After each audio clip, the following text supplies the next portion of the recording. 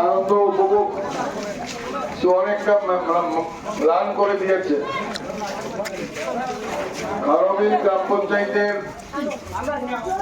India জুটের পক্ষ থেকে যারা বিজয়ী হয়েছেন তাদের সবাইকে আমি জেলা কংগ্রেস কমিটির সভাপতি হিসাবে আন্তরিকভাবে অভিনন্দন এবং শুভেচ্ছা জানাচ্ছি।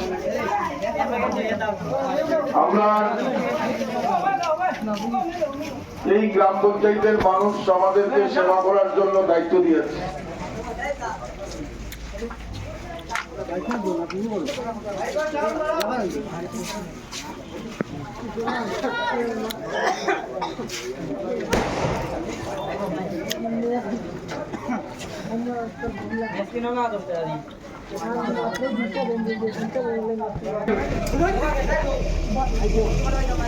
ইন্ডিয়া জুটের পক্ষ থেকে এই তিস্তা পঞ্চায়েত নির্বাচনে খারবিল, ইরানি, মাগুরুলি, পশ্চিমিয়া জেগাওড়া, পূর্বইয়া জেগাওড়া, লক্ষ্মীপুর, ফুলবাড়িকান্দি, ইসবপুর, কুলদারপুর, ভগবাননগর এইসব এলাকায় একটা ঐতিহাসিক রায় এই কৈলাসহরের গৌরনগর ব্লক এলাকার মানুষ আমাদেরকে প্রদান করেছে। আমরা মানুষের এই রায়কে সম্মান জানিয়ে আমরা কাজ করতে হবে। বিশেষ করে গৌরনগর পঞ্চায়েত সমিতি দীর্ঘ 40 বছর পর এই প্রথম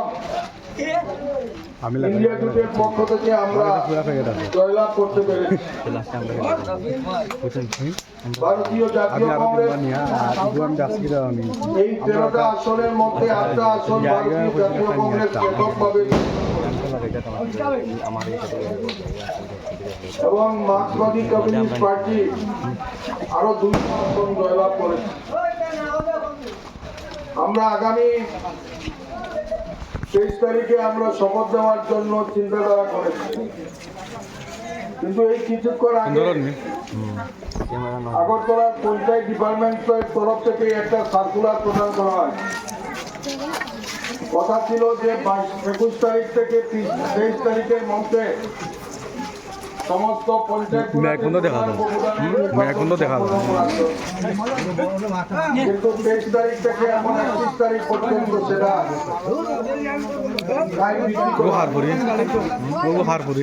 কেন বৃদ্ধি করা হয়েছে? কারণ ত্রিপুরা রাজ্যের 70% আসন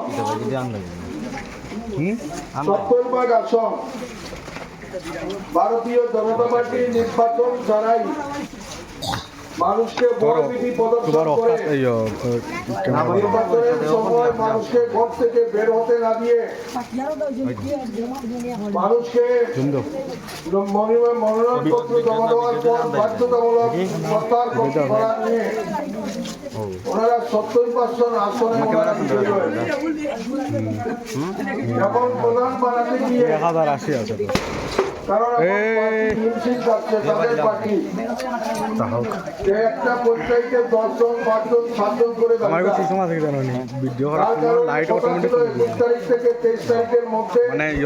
প্রধান উপপ্রধানের নির্বাচন কিন্তু ওনারা এটা সম্পূর্ণ করতে পারছেন না দেখেই 23 তারিখ থেকে 31শে আগস্ট পর্যন্ত এই টাইম বৃদ্ধি করা হয়। যে 30%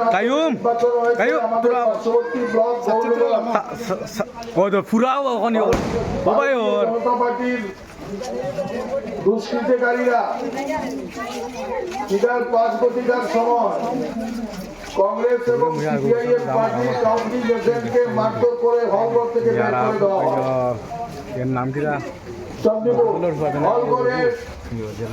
হলঘরের মধ্যে রিটার্নিং অফিসার থেকে শুরু করে পুলিশের কর্মকর্তা যারা ছিলেন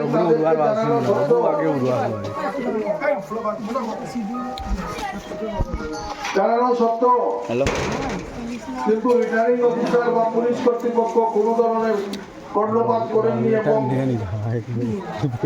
বিরোধী দলের বিশেষ করে কংগ্রেস এবং সিপিএম এর কাউন্টিং এজেন্টকে কোনো ধরনের সহযোগিতা করেন।